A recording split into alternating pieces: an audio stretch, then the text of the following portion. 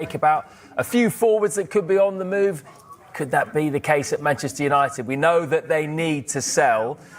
Darmish, Rasmus Hojlund, let's start with him. Is he any closer to getting a move away from Man U?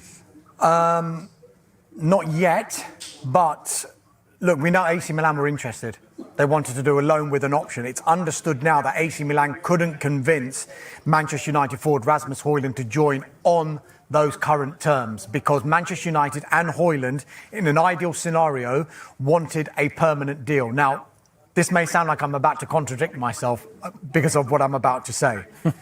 Milan, meanwhile, are now trying to close a deal for the Bayer Leverkusen striker Victor Boniface. RB Leipzig, they have been tracking Rasmus Hojlund throughout this transfer window. They have been speaking to Manchester United about a permanent deal. And if a deal can be agreed in the last 12 days with Manchester United, then it will be up to Rasmus Hojlund to decide whether he wants to go. Now, here comes the contradictory bit, because Sky in Italy are now reporting that Napoli are now pushing really hard to try and do a deal for Rasmus Hojlund, and it would be a loan with an option to buy. So not a permanent deal again. However, we think that Højlund might be more open to that particular deal than the AC Milan offer, because Napoli can offer Champions League football, which AC Milan cannot offer at the moment. Clearly, this would be by the by at the moment, because it would have to be cleared by Manchester United, any kind of deal that Napoli would propose, be it a loan with an option, because we do know that United's preference is to do a permanent deal. They want around £40 million for him, or if it is to be a loan, they would want some sort of permanent element attached to that deal. Initially, Rasmus Hojlund wanted to fight for his place, but he was left out of the squad completely for that defeat on Sunday against Arsenal at Old Trafford.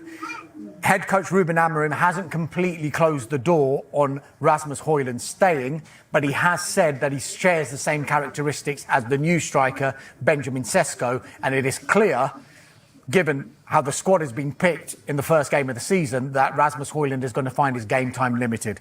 Definitely one to keep an eye on in the last 12 days, but it looks like now Napoli are pushing. They've got Romelu Lukaku, remember, who is injured. They don't know how long yet, but they think so that could be a key thing here. It could be. It could be months rather than weeks at the moment, which would again imply what would happen if Rasmus Hojlund went and then Lukaku gets fit. Is Rasmus Hojlund going to be back up to Romelu Lukaku? Potentially, yes, but if he goes there, plays really, really well, then Antonio Conte might have a decision to make on his selection. OK, interesting. We've got our eyes on that. Højlund, one of the players that they'd like to move on if possible. Garnacho is definitely in that camp as well. Yeah, a player that's been muted about leaving Old Trafford over the course of this summer, but as of yet there's been no firm offer to Manchester United. We know that Chelsea have been in dialogue with Manchester United throughout the course of this summer. It's a little bit of a poker match, really. Who blinks first? Because we know that Manchester United will value Alejandro Garnacho at around £50 million.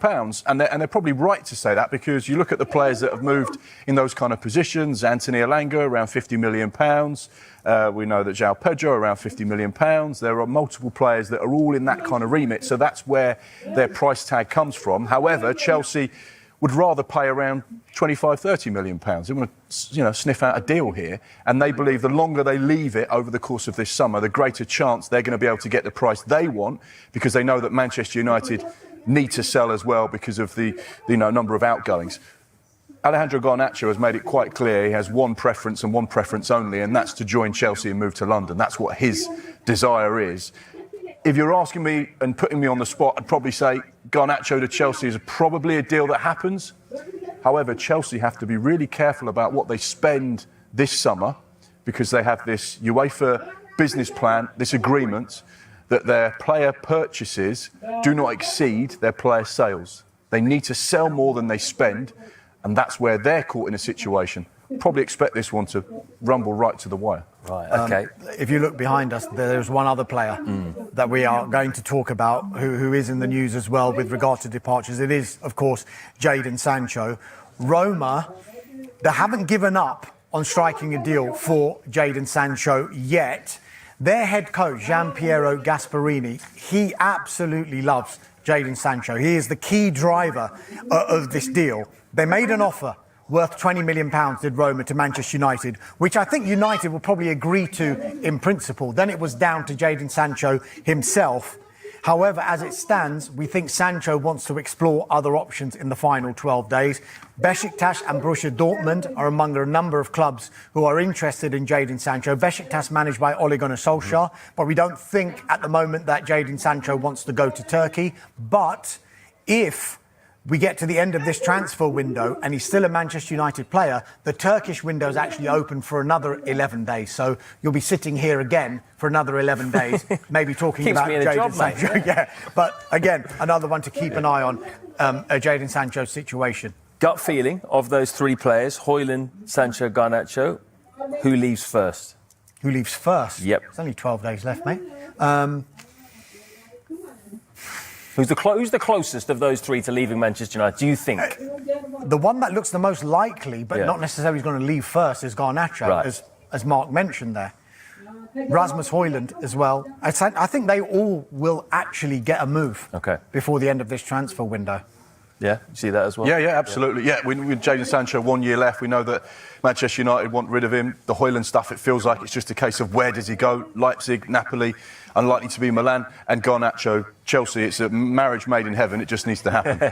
They might need to sell a player or two first as well. Right, let's get on to Nottingham Forest, because they've had a really busy last few days, which is exactly what the manager was asking for, wasn't he?